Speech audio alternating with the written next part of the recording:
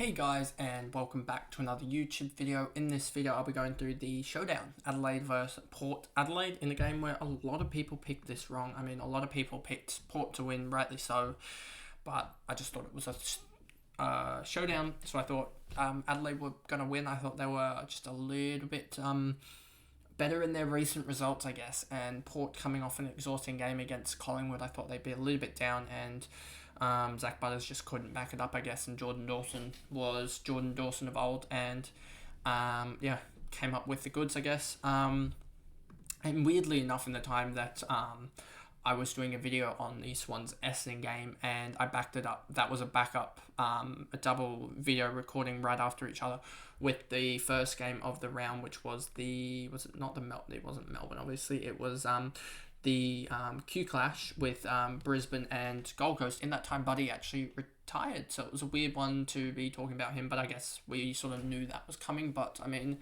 a guy that actually had some fancy relevance back in the day, obviously not now, but just weird to see him, I guess, retire mid-recording. But anyway, let's, before we get into this video, remember to like and subscribe, turn the notification bell on so you know when I upload, and let's get down into this breakdown. So, first up, we have Jordan Dawson, 134, ridiculous second quarter of 54, 74 at halftime, and yeah, should have just had him as VC.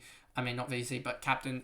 Would have just saved me 18 points and would have got me probably another 100, 200 more positions overall. I think it's that close at the top that I would have been close to around 1400 if I got my captaincy spot on. But I mean, just having in my side is, good enough, I guess, at this point. Taylor Walker, 131, and Rory Laird scored, I think, 5 points too much or something like that. If he'd scored 5 points less, I would have had him. And I mean, I had to settle. I'm probably going to have to settle on Liberatore or something like that. But I think Liber could actually be a good option with his run-in with 3 or so games. But that kind of sucks that I couldn't get Laird by, I think, 5k. It was like a Campbell Chesser mark or disposal off. And then also Harry Himmelberg having like 5 more points, and I would have got it. So, yeah, a little bit annoyed with that. But, I mean, I think Liber is a good pod actually to have rather than going for or just having the same team as everyone ahead and trying to make up some ground. So hopefully Liber goes nuts. Taylor Walker, 131. He actually did really well. I kicked 7 goals, 4, I think. So he just is ridiculous at the moment. This is going to be, I mean, what's the Coleman race at the moment? Coleman Medal 2023. I think this has, ESPN will have it. Here we go. There's six difference. That doesn't want to give me the right one. Let's look at this one. 6 goal difference with 4 games to play. Adelaide and Carlton. So if you look at Carlton's fixture, they've got St Kilda, Melbourne, Suns, and GWS. That's actually, it's all right. And then we look at Adelaide with Dawson. They've got Eagles in round 24. That could flip it. And he's got the Swans, which he could go nuts against, and he's got Gold Coast as well this week. So I think this is going to come down to the final game. I think there is a chance that Taylor Walker might need 10 or so in the final game to catch it up. But we'll wait and see on that one. So we're talking about Rory Laird, 115. He was really good. Crouch, 105. Don't think he's really fantasy relevant, to be honest, at the moment. I think there's just, or there could be a way, but I don't think there will be, honestly, a way with him. Miller, 99, O'Brien, Fogarty, Worrell, Smith, Pedler, Schoenberg, Hinge, Murphy, Soligo, Keys, 62.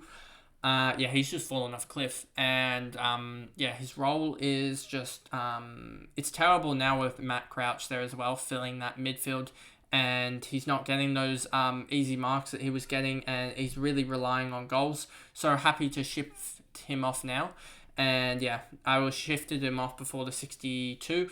And it was between him and Himmelberg for that low score, and I was able to, I guess, shift off the right one because he did end up being the lowest scorer. He would have been the lowest scorer for a round, and I got him off before he's going to drop now in price massively.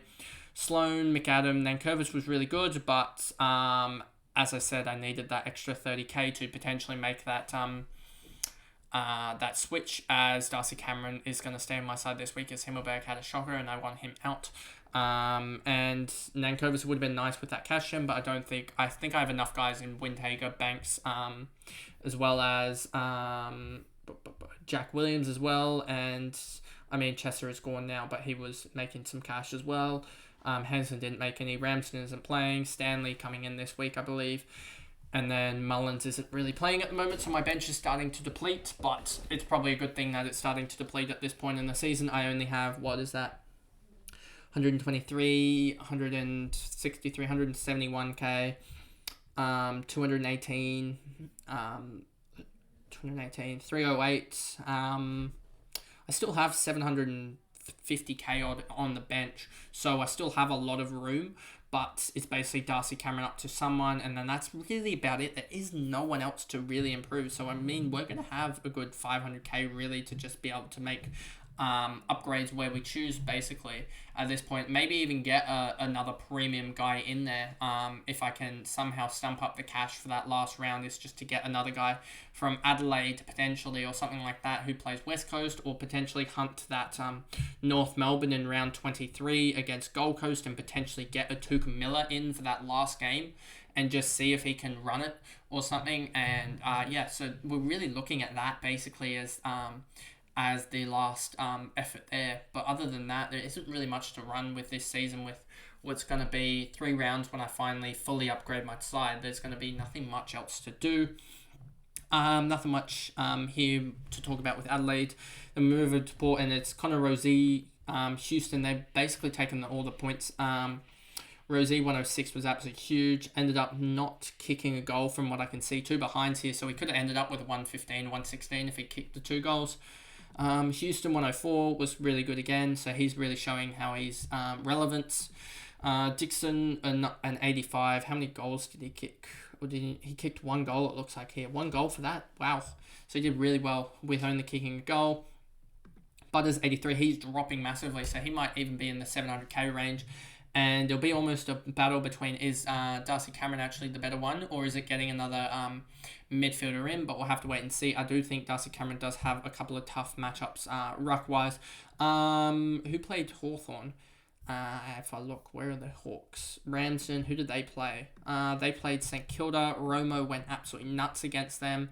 So Darcy Cameron should do well. And then Geelong had Freo, and Luke Jackson didn't do the best, so I think we could strike lucky that he does play 3 tough matchups in the ruck last 3 games, so we're going to actually probably move him on for Flanders, I think, or Sheasel or something like that, and we'll wait and see on that front. Butters, Drew, Wines, Evans, Farrell, Dersma, Horn-Francis, Burton, Vestatini was all right as well, so he's one that you could look at next year. I mean, Vestatini, I think, is now at a 30 average or something for 2 games. So, Vestatini, I spelled that wrong, didn't I? Vestatini, I don't know how to say his name, honestly, but he's averaging 32 from 2 games. He'll have a 24% discount, bring that down to about 25, and 25 is around about, if I just do it quickly, at the moment, he'll have 8 games, which is 24, so 0.76 times 32. So it'd be priced at 24 at the moment. Times that by the magic number at the start of the round, and he'd be priced just over bottom out at 215, 216k. So I expect that to rise a little bit, but could he become Port's ruckman? We'll wait and see. And he's certainly an option next year if he is priced at around 20, but I expect him to actually get some more games in, which will rise him out of that annoying, that really good, and rise him into that annoying like 350k for a ruckman, which will just sit on your bench, which isn't really that much value when you're looking for those 200k guys. And then you've got Bergman, Ilya Finlayson. Ilya is concussed. Everyone knows that. Marshall, McKenzie, Powell Pepper, Williams starting to really fail as a rookie, which is kind of annoying, but we saw that coming, basically. Burn Jones, Boak, and Jones. So that is the video there of the showdown between Adelaide and Port. And I guess I'll see you guys in the last 3 game reviews tomorrow, and then you'll have my team review, trade targets, team preview, etc., and we'll go on from there. Anyway, that's the video, and I'll see you guys in another one. Thanks, guys. Goodbye.